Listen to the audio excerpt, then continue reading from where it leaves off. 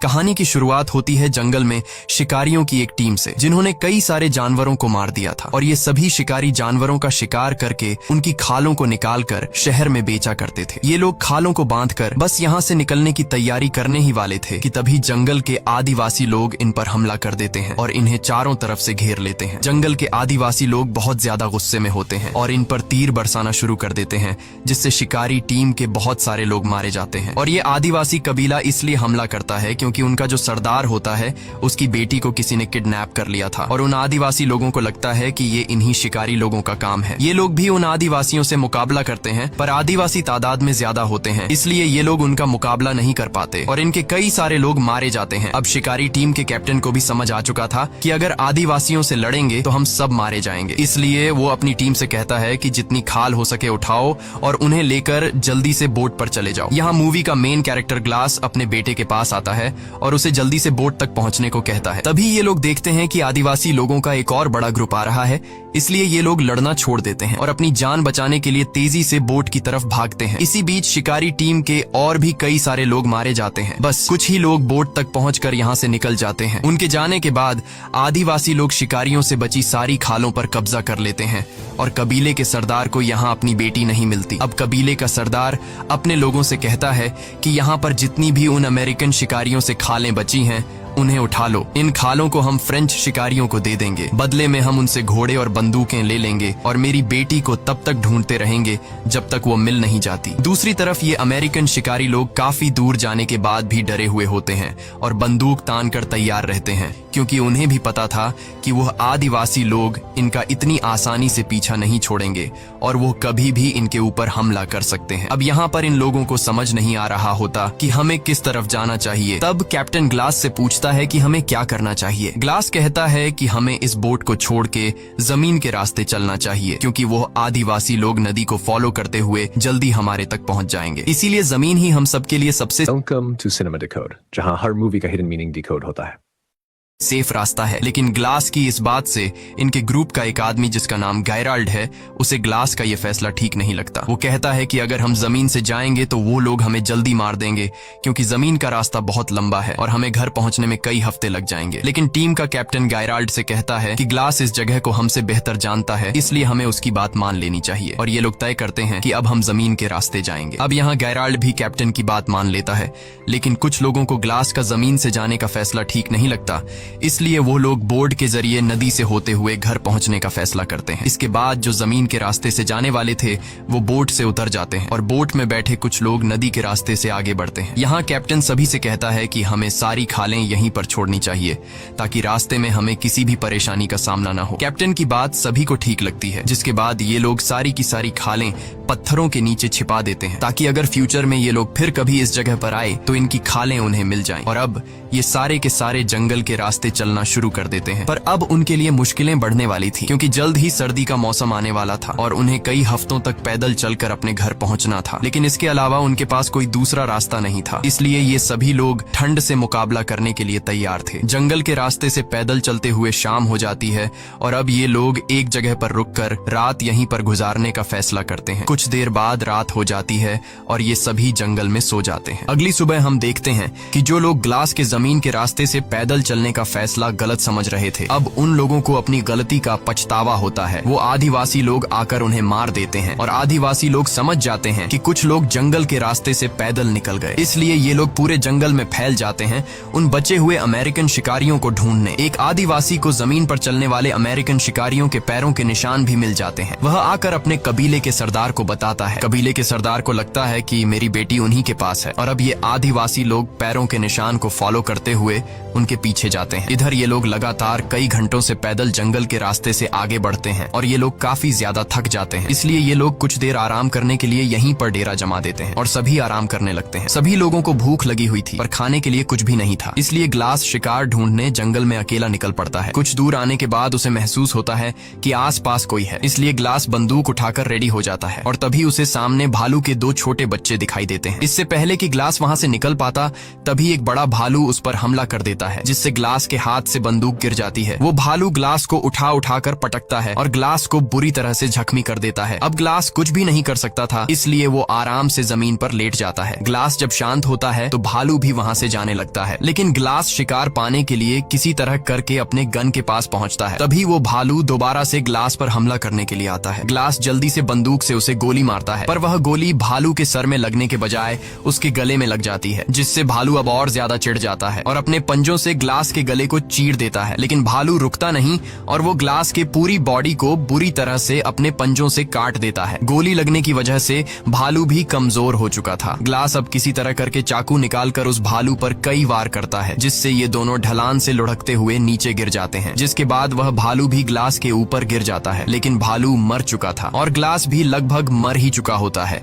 क्योंकि भालू ने उसका गला पूरी तरह से फाड़ दिया था और इसकी पूरी बॉडी पर गहरे जख्म थे। ग्लास बहुत ही ज्यादा तकलीफ में था। ग्लास ने जब भालू पर गोली चलाई थी तब गोली की आवाज उसके साथियों ने सुन ली थी, इसलिए ग्लास के साथी उसे ढूंढते हुए वहाँ पर पहुँच जाते हैं और वो देखते हैं कि ग्लास के ऊपर भालू गिरा हुआ है। वो बड़ी मुश्किल से भालू को उसके ऊपर से हटाते हैं और ग्लास को अपने साथ ले जाते हैं। अब उनमें से एक आदमी ग्लास के घावों को सीना शुरू करता है। दर्द के मारे ग्लास का बुरा हाल हो गया था। उसका गला बुरी तरह से कट चुका है और उसके पूरे बॉडी पर काफी गहरे जख्म हैं। ग्लास के जख्मों को देखते हुए ये लोग समझते हैं कि ग्लास अब जिंदा नहीं रह पाएगा और कुछ ही घंटों में उसकी मौत हो जाएगी। दूसरी तरफ आदिवासी कबीले का सरदार अमेरिकन शिकारियों से जो खालें बची हुई थीं, वो इन खालों को फ्रेंच शिकारियों को दे देता है, जिसके बदले वो उनसे बंदूकें और घोड़े ले लेता है, जिसका मतलब इन अमेरिकन शिकारियों यानी ग्लास और उसके साथियों के लिए मुश्किलें बढ़ने वाली थीं, क्योंकि इससे पहले ये आदिवासी तीर कमान से हमला किया करते थे, लेकिन अब आदिवासियों के पास घोड़े और बंदूकें भी आ गई थीं। अब ग्लास बुरी तरह से जख्मी होने की वजह से चल नहीं सकता था, इसलिए ये लोग ग्लास के लिए लकड़ी का एक स्ट्रेचर बनाते हैं। वो ग्लास को उसके ऊपर रखते हैं और आगे बढ़ना शुरू करते हैं। इस तरह से ये लोग बारी बारी से ग्लास को उठाते हैं। ये लोग ग्लास को काफी दूर तक ले आते हैं, पर आगे का रास्ता बहुत ही मुश्किल था, क्योंकि आगे एक ऊंचा पहाड़ था जहाँ से इन लोगों को गुजरना था। ये पहाड़ी रास्ता इतना खराब था कि वहाँ से अकेला आदमी भी ठीक से नहीं चढ़ पाता था, इसलिए ग्लास को यहाँ से चढ़ाना नामुमकिन था। ये लोग फिर भी कोशिश करते हैं, पर ये लोग ग्लास को नहीं चढ़ा पाते। तभी उनका जो कैप्टन होता है वो अपने एक आदमी को बोलता है कि ग्लास के मुंह पर कपड़ा रखो। दरअसल वो ग्लास को गोली मारने वाला होता है, क्योंकि उसको लगता है कि ग्लास तकलीफ से गुजर रहा है और वैसे भी ग्लास अब बच नहीं सकता। ग्लास दर्द से तड़प रहा होता है और उसको यहाँ से घर ले जाना लगभग नामुमकिन है। कैप्टन ग्लास को मारने ही वाला होता है कि तभी ग्लास का बेटा सामने आकर बोलता है कि ऐसा मत करो। कैप्टन को उस पर तरस आ जाता है और वो ग्लास को गोली नहीं मार पाता, क्योंकि ग्लास की वजह से ये सभी जिंदा बचे होते हैं। कैप्टन वहाँ पर मौजूद सभी लोगों से कहता है कि जो भी 2 लोग ग्लास के मरने तक उसके पास रुकेंगे उसे गाँव वापस आते ही $70 दिए जाएंगे। कैप्टन कहता है कि ग्लास ने हम सबकी मदद की है और कैप्टन चाहता था कि ग्लास को नेचुरल डेथ मिले और जब ग्लास मर जाए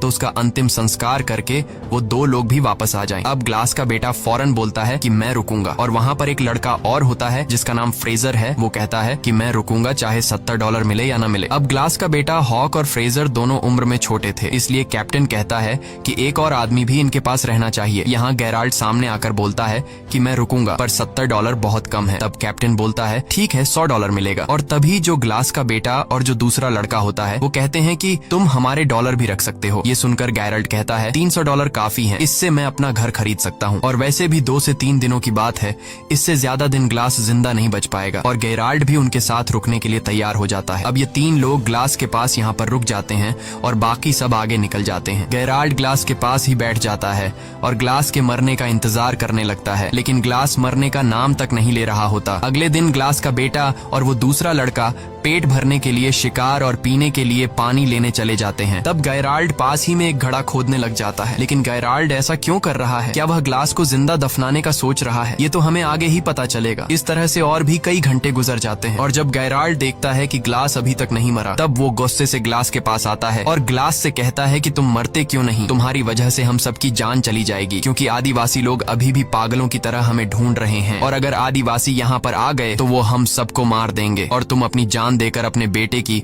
और हम सबकी जान बचा सकते हो। अब गैराल्ड ग्लास से कहता है कि अगर तुमने अपनी पल के नीचे झपका ली तो मैं समझ जाऊंगा कि तुम मरने के लिए तैयार हो। ग्लास बेचारा काफी देर तक कोशिश करता है कि उसकी पलकें न झपके, लेकिन तब गैराल्ड उसे कहता है कि मुझे लगता है कि तुम अपने बेटे को भी नहीं बचाना चाहते। ग्लास गैराल्ड की बात सुनकर अपने बेटे को बचाने के लिए अपनी पल के नीचे झपका देता है। ये देखकर गैराल्ड ने उसके मुंह में कपड़ा घुसाकर उसकी सांस रोक दी और ग्लास अब तड़प कर मर रहा होता है। तभी ग्लास का बेटा आकर गैराल्ड को बंदूक से पीछे धकेल देता है। ग्लास का बेटा गैराल्ड पर बंदूक तान देता है और उसे मारने की धमकी देता है। गैराल्ड उसे समझाने की कोशिश करता है कि मैं ऐसा क्यों कर रहा था, लेकिन ग्लास का बेटा उसकी कोई बात नहीं सुनता और चिल्लाने लग जाता है, जिसके बाद गैराल्ड ग्लास के सामने ही उसके बेटे को पेट में चाकू मारकर मार डालता है। ग्लास का गला पूरी तरह से कटा होता है, इसलिए वो चिल्ला भी नहीं पाता। वो सिर्फ अपने बेटे को मरता हुआ देखता है और गैराल्ड उसके बेटे को उठाकर दूर एक जगह में छिपा देता है ताकि जब वह तीसरा लड़का वहां पर आए तो वह इसे न देख पाए। कुछ देर बाद जब वह लड़का वहां पर आता है, वो गैराल्ड से पूछता है कि हॉक कहाँ है। तब गैराल्ड उसे बताता है कि वो आसपास ही होगा, थोड़ी देर में आ जाएगा। ग्लास बेचारा उस लड़के जिसका नाम ब्रीजर है उसे बताने की कोशिश करता है कि गैराल्ड ने मेरे बेटे को मारा है, पर वह बता नहीं पाता क्योंकि उसके मुंह से आवाज नहीं निकल सकती। अब रात होती है, गैराल्ड और ब्रीजर सो जाते हैं। अगली सुबह गैराल्ड ब्रीजर को जगाकर उससे झूठ बोलता है कि मैंने यहाँ से कुछ ही दूरी पर 20 आदिवासी कबीले के लोगों को हमारी तरफ तेजी से आते हुए देखा। अगर वो यहाँ तक पहुँचे तो हमारे टुकड़े टुकड़े कर देंगे। ये सुनकर ब्रीजर डर जाता है और बोलता है कि अगर हम चले गए तो ग्लास और उसके बेटे हॉक का क्या होगा, जिस पर गैराल्ड कहता है कि अगर हॉक जिंदा होगा तो हमें ढूंढ लेगा। फिर वो लड़का कहता है कि ग्लास अभी जिंदा है और हमने कैप्टन से वादा किया था कि ग्लास के मरने के बाद हम उसका अंतिम संस्कार पूरे रीति रिवाज से करके यहाँ से निकलेंगे। ये सुनने के बाद गैराल्ड ग्लास को पैरों से पकड़कर बहुत बुरी तरह से खींचता है। ग्लास के पूरे शरीर में घाव होते हैं और वो दर्द से चिल्ला रहा होता है। अब गैराल्ड ने एक दिन पहले जो कब्र खोदी थी उसमें ग्लास को जिंदा डाल देता है और ऊपर से मिट्टी डालना शुरू कर देता है। तब वो लड़का कहता है कि ये तुम क्या कर रहे हो। गैराल्ड कहता है कि ये आज नहीं तो कल मर ही जाएगा और जैसा कि हमने वादा किया था उसका अंतिम संस्कार पूरे रीति रिवाज से किया जाएगा, तो मैंने अपना वादा पूरा कर लिया है। वो उसके ऊपर थोड़ी सी मिट्टी डाल देता है और वहाँ से चला जाता है और उस लड़के को बोलता है कि तुम भी मेरे साथ चलो। ब्रीजर को ग्लास के इस हाल के लिए बहुत दुख होता है। वो ग्लास से कहता है कि सॉरी मिस्टर ग्लास, मुझे जाना होगा, और ये कहकर वो पानी की एक बॉटल ग्लास के ऊपर रखकर वहाँ से निकल जाता है। अब यहाँ पर ग्लास अकेला है, वो तड़प रहा है। ग्लास कई घंटों तक उसी जगह पर जहाँ उसे दफनाकर चले गए थे अधमरी हालत में लेटा रहता है। वो सोचता है कि यहाँ पड़े पड़े वैसे भी मरना है तो क्यों न बचने की कोशिश की जाए। वो पूरी हिम्मत जुटाकर अपने हाथ पैर हिलाता है और बहुत तकलीफ से गुजरकर वो कब्र से बाहर निकलता है। ग्लास बहुत ज्यादा तकलीफ में होता है। वो रेंगते हुए सीधा उस जगह पर जाता है जहाँ उसके बेटे की लाश है। वो अपने बेटे की लाश को देखकर पूरी तरह से टूट जाता है और बदले की आग में जलने लगता है। उसके बाद वो अपने बेटे की लाश के ऊपर सिर रखकर सो जाता है। दूसरी तरफ सुबह होने पर गैराल्ड ब्रीजर को उठाकर कहता है कि जल्दी उठो, हमें यहाँ से निकलना होगा। आदिवासी कबीले के 12 लोग हमारे पीछे आ रहे हैं। ये सुनकर ब्रीजर गैराल्ड से कहता है कि तुमने तो कहा था हमारे पीछे 20 लोग लगे हैं। वो समझ जाता है कि गैराल्ड ने उससे झूठ कहा था, इसलिए वो गैराल्ड पर बंदूक तान लेता है। तब गैराल्ड ब्रीजर से कहता है कि तुम्हें तो मेरा शुक्रिया अदा करना चाहिए। मैंने तुम्हारी जान बचाई और तुम्हें डराना जरूरी था, क्योंकि एक अधमरे इंसान के साथ हम अपनी जान खतरे में नहीं डाल सकते थे। वैसे भी ग्लास मरने वाला था और अगर तुम जिंदा रहना चाहते हो तो मैं जैसा कहता हूँ वैसा करो, वरना तुम अकेले ग्लास के पास वापस जा सकते हो। ये सुनकर डर के मारे ब्रीजर गैराल्ड की बात मान लेता है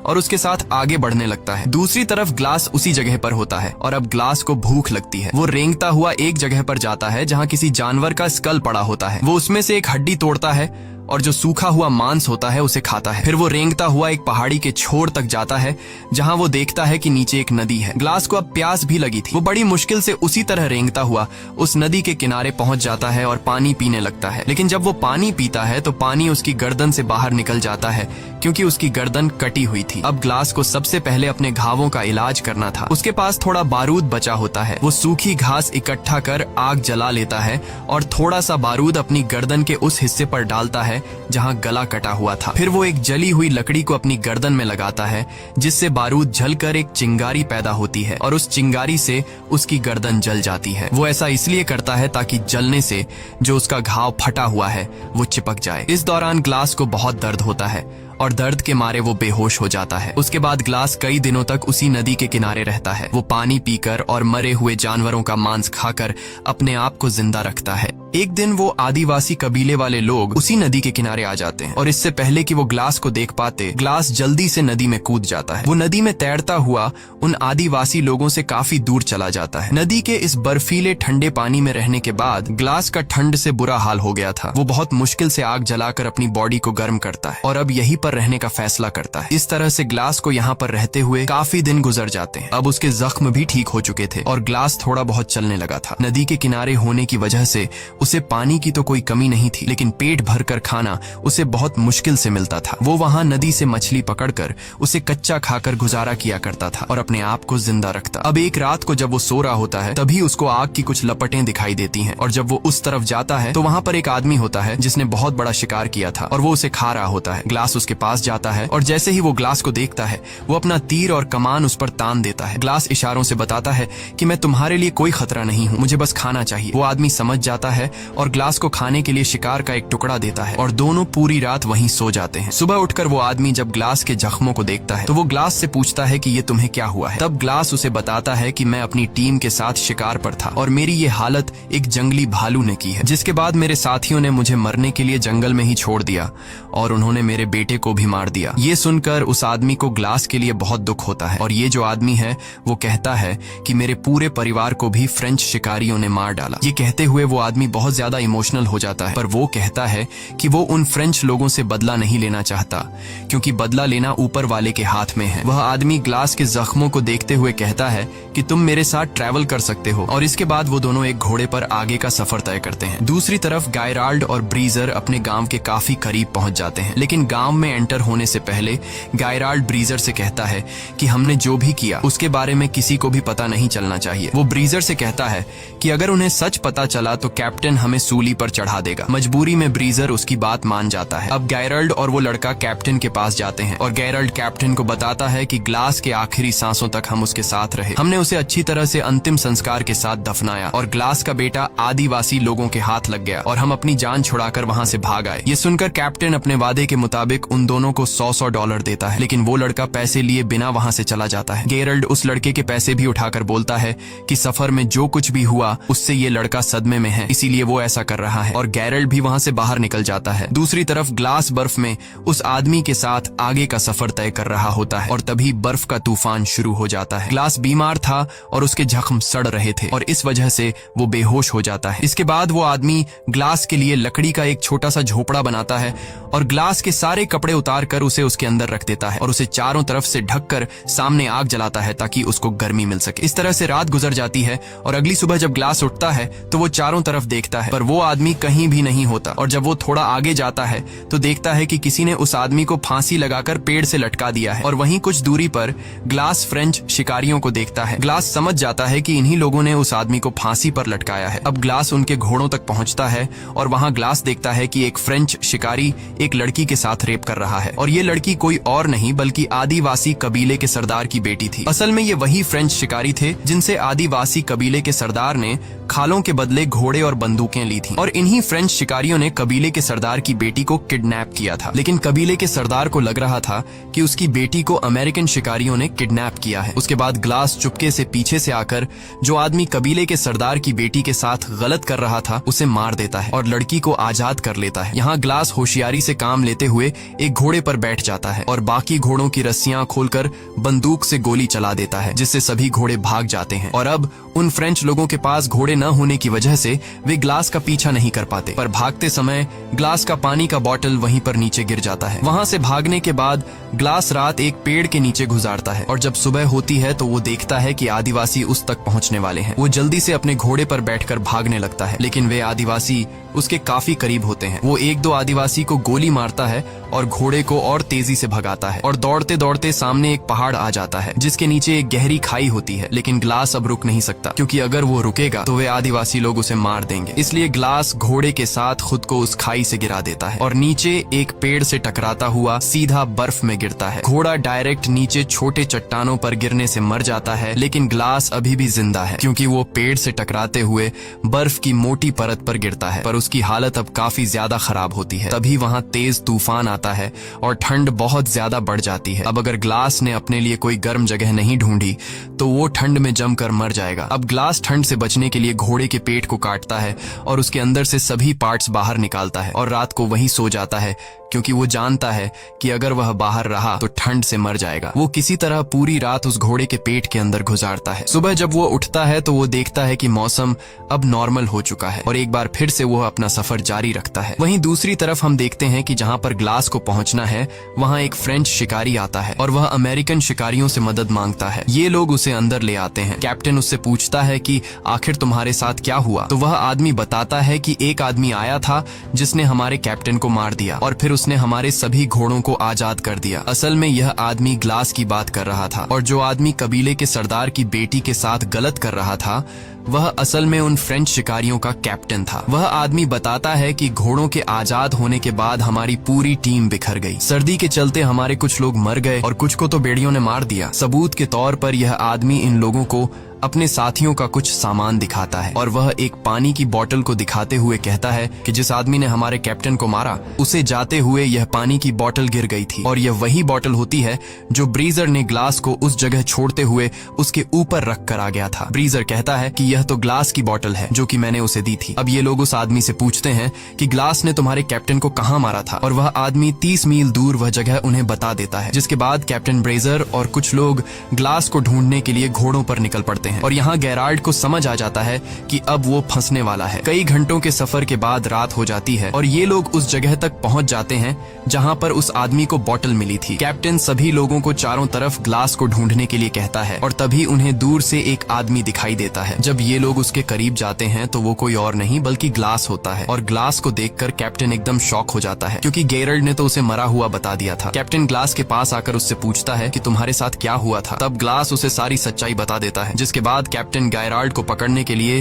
तेजी से वापस अपने गांव आता है और गेराल्ड को ढूंढता है, लेकिन गेराल्ड तिजोरी से सारा पैसा चुरा कर भाग गया होता है। कैप्टन गुस्से में ब्रीजर को मारता है और अपने आदमियों से कहता है कि ब्रीजर को अरेस्ट कर लो, लेकिन ग्लास कैप्टन से कहता है कि इसमें ब्रीजर की कोई गलती नहीं थी। वहाँ जो कुछ भी हुआ ब्रीजर को उसके बारे में कुछ भी नहीं पता, इसलिए तुम उसे छोड़ दो। और अब कैप्टन ये तय करता है कि मैं गेराल्ड को पकड़ने के लिए जाऊंगा, क्योंकि उसने ग्लास के बेटे का मर्डर किया और उसने पैसा भी चोरी किया। तब ग्लास बोलता है कि मैं भी तुम्हारे साथ जाऊंगा, लेकिन कैप्टन कहता है नहीं, तुम्हें अभी आराम की जरूरत है, मैं अकेले उसे मारने जाऊंगा। ग्लास कहता है नहीं, मैं उसके लिए बहुत दूर से सफर तय करके आया हूँ और उसे सिर्फ मैं मारूंगा। जिसके बाद कैप्टन ग्लास की बात मान लेता है और ये दोनों घोड़ों पर गेराल्ड को मारने निकल पड़ते हैं। ये दोनों गेराल्ड के घोड़े के पैरों के निशानों को फॉलो कर रहे होते हैं और काफी दूर तक जाने के बाद ये दोनों अपना अपना रास्ता बदल लेते हैं। कैप्टन ग्लास से कहता है कि तुम दाएं रास्ते से जाओ और मैं बाएं वाले रास्ते से जाऊंगा। अब ये दोनों एक दूसरे से अलग हो जाते हैं और जब कैप्टन गेराल्ड को ढूंढ रहा होता है तो गेराल्ड एक बड़े से पत्थर के पीछे से निकलता है और कैप्टन को गन पॉइंट पर लेकर कहता है कि कैप्टन तुम यहाँ पर क्या कर रहे हो। कैप्टन उसे कहता है कि तुम्हारे ऊपर खून का इल्जाम है, इसलिए तुम मेरे साथ चलो, लेकिन गेराल्ड नहीं मानता। अब जैसे ही कैप्टन जेब से बंदूक निकालकर उसे मारने ही वाला होता है तभी गेराल्ड कैप्टन को शूट कर लेता है, जिससे कैप्टन की मौत हो जाती है। गोली की आवाज सुनकर ग्लास उस तरफ आता है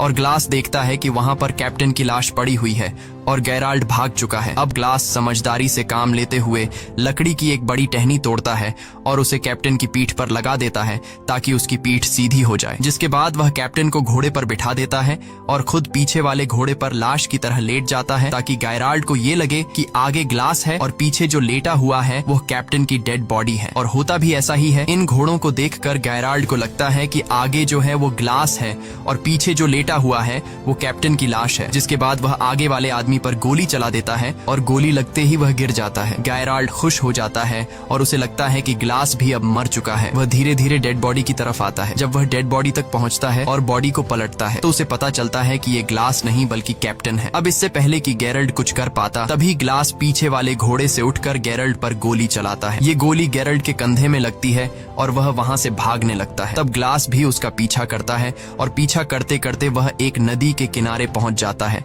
जहां पर इन दोनों दोनों के बीच एक बड़ी फाइट होती है। ये दोनों ही एक दूसरे को बुरी तरह से घायल कर देते हैं और तभी हम देखते हैं कि नदी के उस पार वो आदिवासी कबीले वाले आ जाते हैं जो इन लोगों को मारना चाहते हैं। और जब ग्लास गेरल्ड को मारने वाला होता है तभी उसे उस आदमी की याद आती है जिसने उसे खाने के लिए मांस दिया था और बाद में फ्रेंच लोगों ने उसे सूली पर चढ़ा दिया था। उसने एक बार ग्लास से कहा था कि जो इंसान किसी दूसरे इंसान के साथ बुरा करता है उससे बदला लेने के बजाय ऊपर वाले के सहारे पर छोड़ देना चाहिए। इसलिए ग्लास भी गैराल्ड को नदी में छोड़ देता है। नदी में बहते हुए गैराल्ड दूसरी तरफ पहुंच जाता है जहां वो आदिवासी उसे पकड़कर मार देते हैं और अब वे लोग नदी पार करके ग्लास की तरफ आते हैं, पर वे लोग ग्लास को कुछ नहीं कहते और ग्लास को वहां पर छोड़कर जाने लगते हैं। असल में कबीले के सरदार को उसकी बेटी मिल गई होती है और ये वही लड़की होती है जिसका रेप होते हुए एक बार ग्लास ने उसे फ्रेंच लोगों से बचाया था। ये लड़की अपने पिता को ग्लास के बारे में बताती है कि उसने मेरी जान बचाई थी और यही वजह होती है कि वे लोग ग्लास को वहां पर छोड़